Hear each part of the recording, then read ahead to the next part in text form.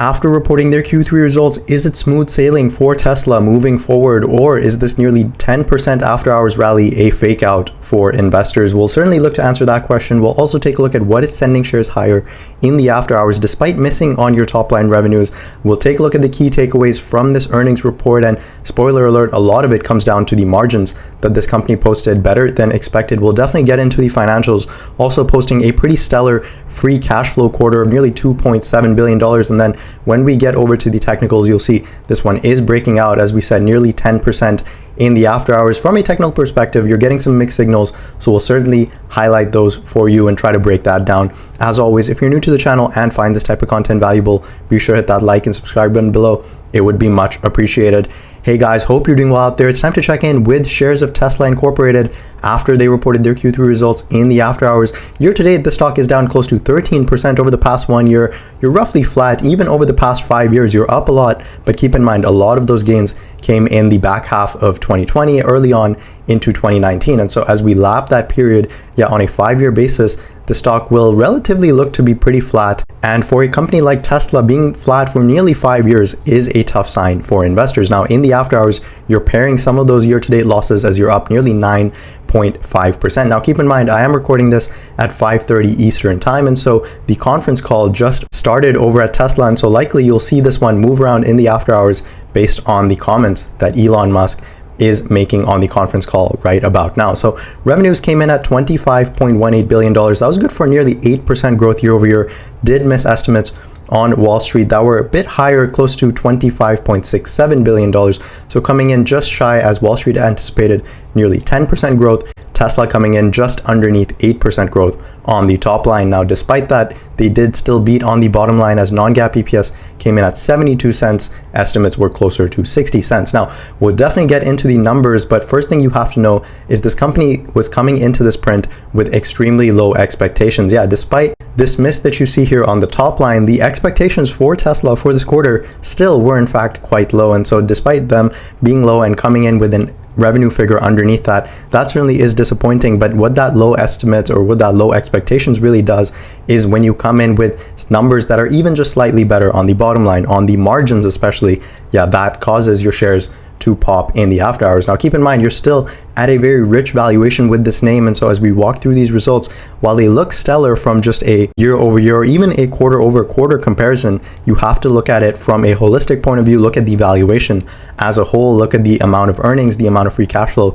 this company is generating at the current time, based on that nearly $700 billion market cap that is going to be nearly $800 billion tomorrow if these gains hold.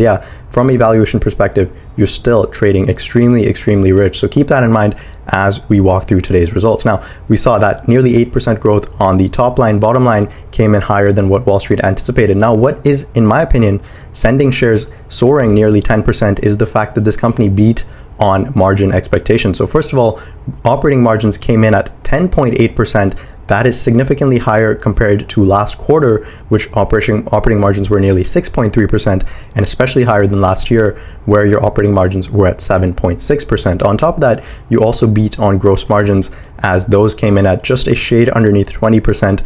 A year ago, you were at just around 18%. So the margin story is extremely important over at Tesla. It tells us two things. First of all, that the demand for vehicles is once again ticking back up. They're able to grow those automotive sales. That should help margins. The other more important thing is this company is able to bring down the cost of their goods sold. Whenever you bring down the cost of your goods, your margins naturally will tick up. Even if your revenues don't really budge all that much, if you're able to control your costs, that is a good sign for margins. That's also a good sign for this company's future. And we'll certainly get into comments that this company made about how good they're controlling their costs on those vehicles. One of the other key takeaways is on the delivery side. Now, Tesla does disclose their deliveries earlier on in the month of October, and so we know they delivered nearly 462,000 vehicles and they produced nearly 470,000 vehicles. That was up year over year and quarter over quarter. As we'll see, they also did mention that they're reiterating their plans for the new vehicles, including the more affordable model known as Model 2, and that remains to be on track for the start of production in the first half of 2025. So that is probably the most important statement there, is that they're still on track for the production of those more affordable models. Some say that that is the affordable model that really will get out to the masses. Despite Model 3 and Model Y sort of being a mass market vehicle, the affordable, probably sub 30K model, if this company is able to bring that into fruition, say sometime in 2025, yeah, that is the thing that I think is going to send this company's sales and really deliveries through the roof. Now, on top of just automotive sales, this company is becoming more than just an EV maker, as energy storage deployments soared on a sequential basis. Also, pardon me, it actually declined on a sequential basis, but soared on a year-over-year basis, as those were up nearly 75% year over year. Now, they also did mention that their training is ahead of schedule, and that's on 29,000 H100 clusters at the Texas Gigafactory. They also expect to have nearly 50,000 H100 GPUs by the end of October. And so while that's bullish for Tesla in terms of training and deployment, that's probably also more bullish for a company like Nvidia that is providing all those thousands and thousands of H100s, which certainly aren't cheap. Now, ETFs did brace for Tesla earnings as we came into these Q3 results. Really tells you that the expectations were low for this company, and certainly the ETFs that Tesla is in will probably see a nice pop tomorrow as well. Now, in terms of deliveries, we talked about it, 6% more production year over year on the Model 3 and the Model Y, nearly doubling your other model production. Now, keep in mind, this does include Model X, also Model S, and more importantly, the Cybertruck, which is really causing the ramp year over year on the other models' production. Overall, total production came in higher, nearly 9%, and then total deliveries came in higher, nearly 6%. The other thing you like to see is the inventory level coming down from roughly around Q1 of 2024. I'd really like to think Q1 of 2024 is when this company's financials and results really bottomed out. That's when you saw the lowest deliveries. That's when you also saw the highest global vehicle inventory in terms of days of supply. Now that is down to a reasonable 19 days, really in line with what this company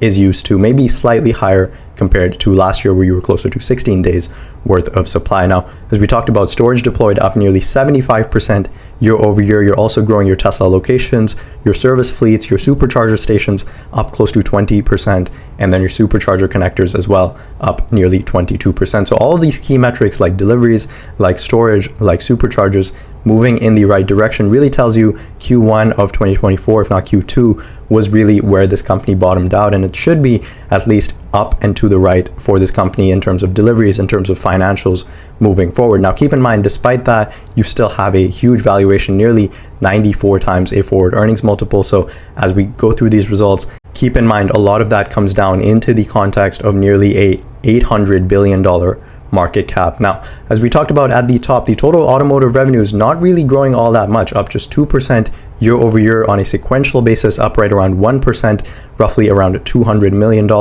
And then your energy storage revenue really soared up nearly 52%. And then on top of that, your services revenue is also continuing to chug along very, very nicely, up 30% year over year. But what I want to point out is the steadiness of this business, from 2.2 billion up to 2.3 billion, then 2.6. Now you're at nearly 2.8. So a very steady, almost software-like incremental growth on the services side. That's certainly good to see. Eventually, when you get to a point with Tesla where these businesses are close to $4, if not $5 billion in revenue, and on top of that being nearly 30, 35, if not 40% gross margins, that certainly will help their bottom line profitability ramp extremely, extremely fast. That's another reason why investors are willing to pay up so much for the stock now, is because they anticipate these energy and also these services revenue to continue to scale up very nicely, producing very nice bottom line profitability for this company moving forward. Now, as we talked about, the automotive revenues, despite only being up just 2%, this company was able to raise their total gross profit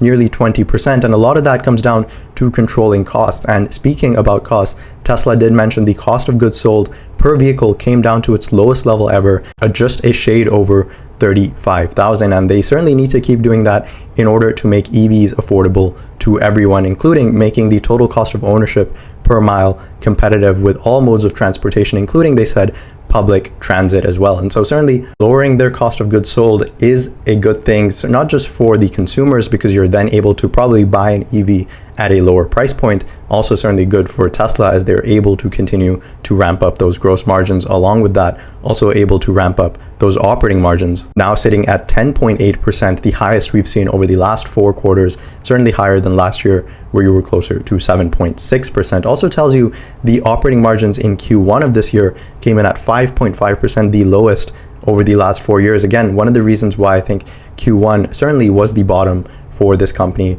in terms of their financials. We come all the way down to the net income, and that soared 17% on a GAAP basis, and then we get all the way down to operating cash flows up close to 90%, and a lot of that translates into free cash flow, as that was up close to 220%, with free cash flow now coming in at $2.7 billion last year. At the same time, you were just underneath $900 million. So really tells you this company has come a long way from not just Q3 of last year, especially from Q1 of this year. And that's despite spending more on CapEx. As they're continuing to build out those AI training centers and superclusters, they continue to spend more and more on those NVIDIA GPUs, on really building out their CapEx. And so despite raising CapEx by nearly 43% year over year, they're still able to maintain a healthy amount of free cash flow, simply because now running the business is becoming a lot more profitable. And a lot of that comes down to the automotive revenues growing. A lot of it also comes down to the energy and services business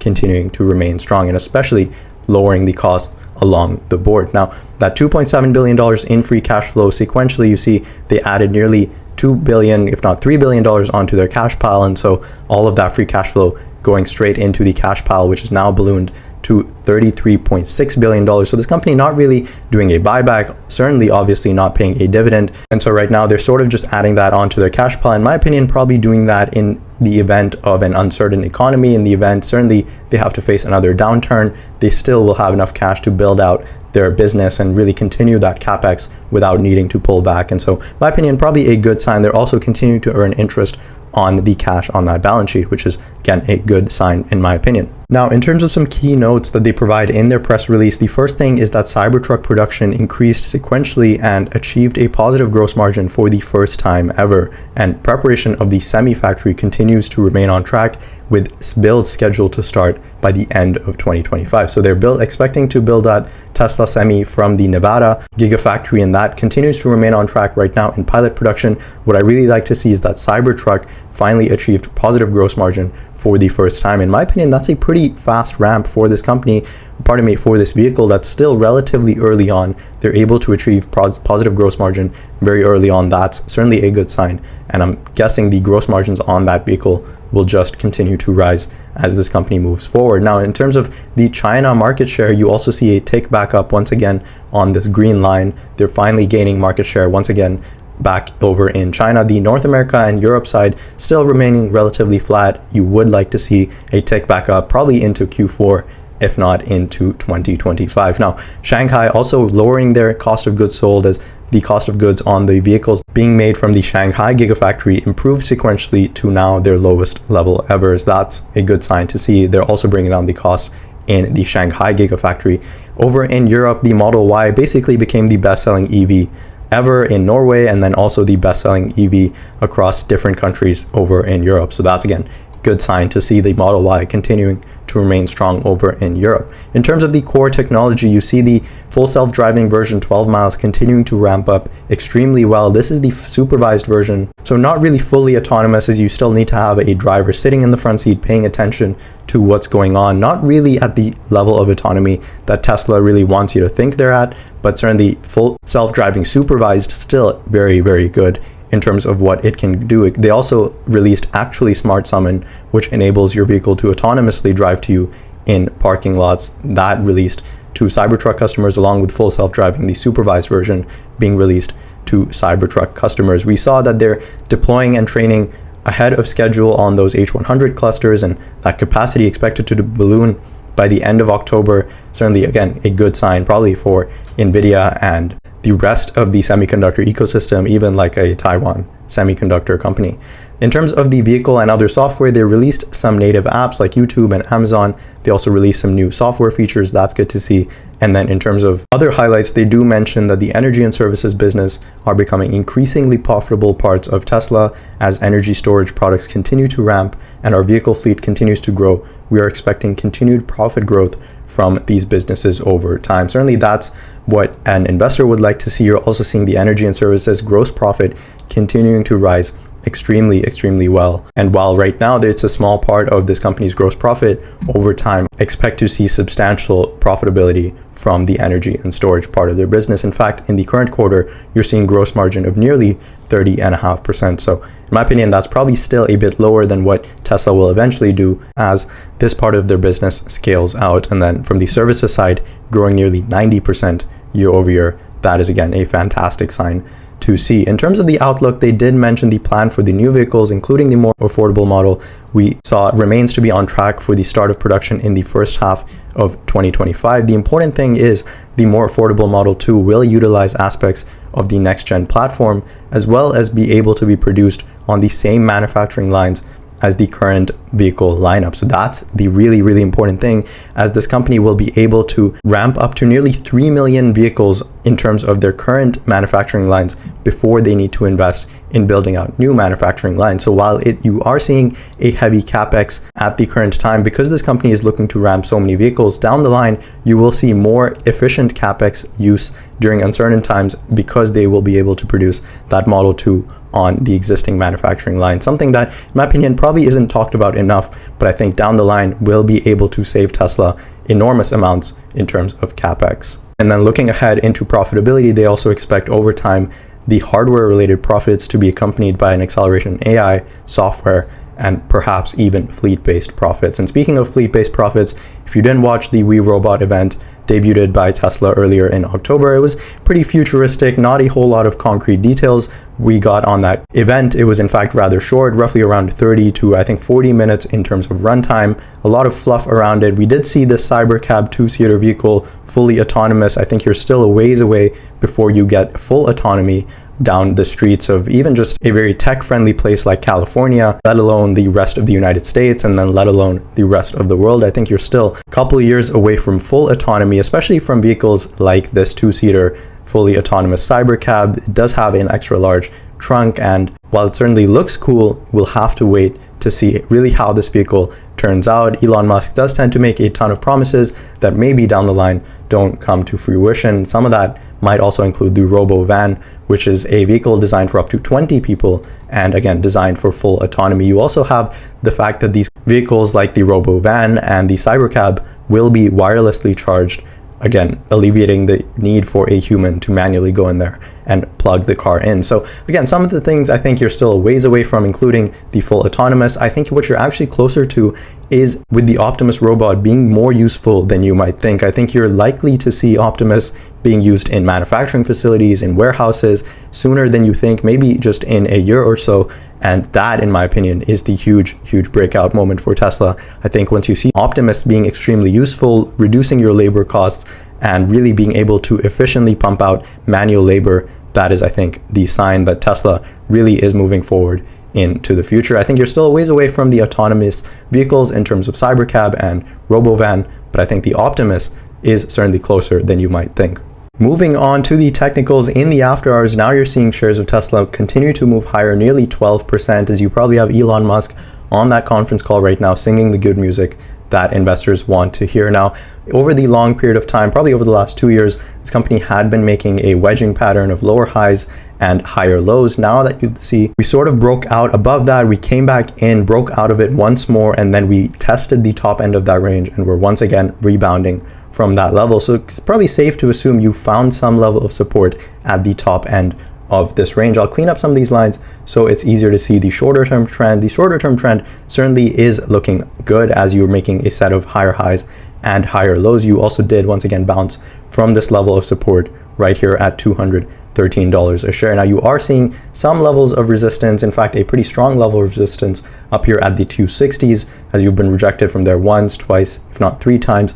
You might once again come up to the 260s and get rejected, and so from there you'll probably continue to make this ascending wedge, and what you're hoping for at some point or the other is shares of Tesla continue to move higher and break out over that 260. You really want to see a decisive break up to the 300s. If not, you're probably once again coming back underneath this uptrend and channeling somewhere in the low 200s up to maybe $220 a share. So in the near term, you are making this uptrend. This $213 level is some sort of support, and then the resistance up here at 260 is probably where you'll see some sellers materialize for shares of Tesla. If not, you probably are looking for a breakout up to the 300s in the short term. Probably wouldn't be overly excited to jump into this rally. Once again, from a valuation perspective, you are still trading extremely rich. So despite these results moving in the right direction, they still have a long way to go in order for this company to make sense from a fundamental perspective. From a technical perspective, if you are looking to chase some of these gains, you probably have some room to the upside up to the 260. If you get rejected there, you're probably, in my opinion, coming back down to the 230s. Overall, I like what I saw from Tesla in this quarter. I think most investors do as well, sending shares higher, nearly 12%. I think the key thing that we got is the margin improvement on your gross margin side up to nearly 20%, nearly 11% on the operating margin. So if this company continues to move those margins in the right direction, begins to lower costs even more, and then if they stay on track to produce that affordable model in production in the first half of 2025, I think, yeah, this company certainly on track. And then as you grow into the valuation over at Tesla, this company from a buying perspective will begin to make a lot of sense. At the current moment, probably not stepping in to buy these shares. I will continue to hold my shares, but at the current valuation, certainly not interested in adding to my position. That was my take on shares of Tesla. Certainly moving in the right direction. You still have a couple quarters for this one to begin to grow into its valuation, but I think the future remains bright for this company as long as they stay true to their promises on delivering that Robotaxi and Cybercab. I think you're still a ways from that. And then if Optimus continues to be a bright spot, that is a good sign for shares of Tesla. Let me know your thoughts on this one in the comment section below. As always, stay tuned on the channel as we get into the thick of earnings season, really starting next week as we have all of the Mag 7 reporting. We'll be sure to cover those on the channel for you. Hit that subscribe button if you haven't. Be sure to hit that like button. Certainly helps out the channel a lot. Thanks so much for listening. I'll catch you guys in the next video.